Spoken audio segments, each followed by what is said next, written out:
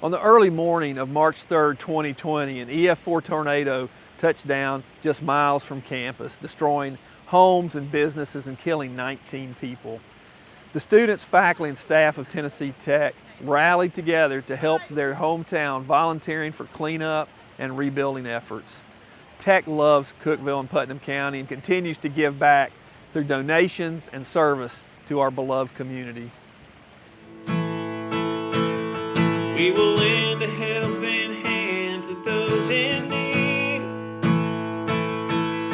We can conquer anything by God's dear grace. And the victories in the song that we will sing.